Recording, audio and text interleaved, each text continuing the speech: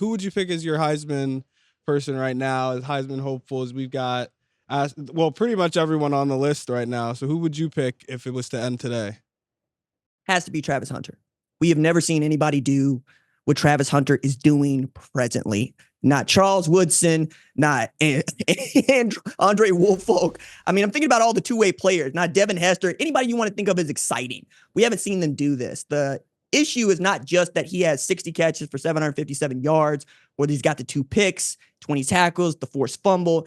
It's that the man is playing over 100 snaps in a game.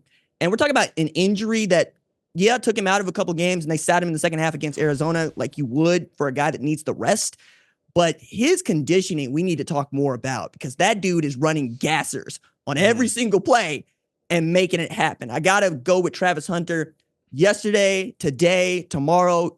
Hand that man the Heisman Trophy. See, he's not just going to get the Heisman from me.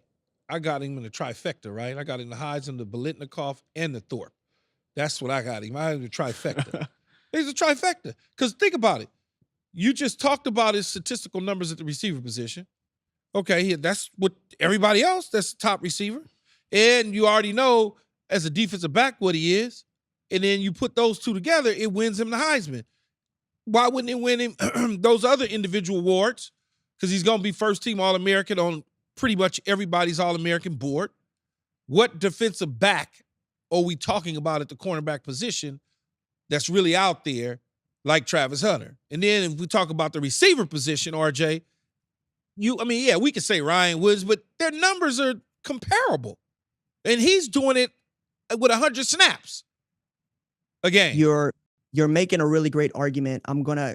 Keyshawn, I don't know if you know this, but college football be petty, kind of like baseball writers be petty. I get it. Zaven Collins is the best linebacker in the country in 2020, and he swept all but one award, and everybody's looking around going, wait, what are y'all thinking about? Or you can never tell with the Jim Thorpe Award, right? I sit on that selection committee, and I was standing on the table going, are we really going to hand the Thorpe Award to an Air Force defensive back who was a great person but was not best defensive back in the sport last year? And they did that, right? There were at least 3 other players that I thought could win that award. And if you want to stand aside and be somebody different like Biletnikoff, or be somebody different like the Thorpe Award, you're probably not going to hand that dude the trophy just because you're petty. But I think you got a really great point, and I don't think people like hearing it. The problem that I run into more often than not is people want to compare Ashton Jeanty to former Heisman winners like Derrick Henry or Reggie Bush. And I would ask you, where did they play? Power 4 schools. Who did they play? Really great competition. What did they win? National championships.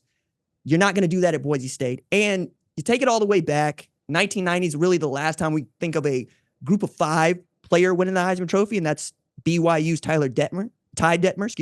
And then you got to take it back to like 1963 for anybody that is in the group of 5 now with Roger Staubach, which is a totally different era of football. I don't think that we're really going to have a discussion about Heisman, but I do think we are going to have a discussion about the Biletnikoff Award, because the 2 guys that I mentioned in my best team are freshmen. They don't like giving that award to freshmen. So he might clear the competition on that, depending on what you think about Trey Harris or Luther Burden. The other thing about the Thorpe Award that you need to take into account is they really like players that are playing in the college football playoff or playing for, championships. That is where Colorado still has some work to do. They got to win the next 4 to get to 10 wins. And if they win the next 4 and somebody drops a game, somebody being BYU, Iowa State, or Kansas State, they can make the championship game. And then you can start talking about the Thorpe Award. We absolutely hope you enjoyed this video. If you want more from us, hit that subscribe button for all videos, full episodes, and exclusive content from the show. And don't forget to find All Facts, No Breaks on Apple, Spotify, or wherever you get your podcasts.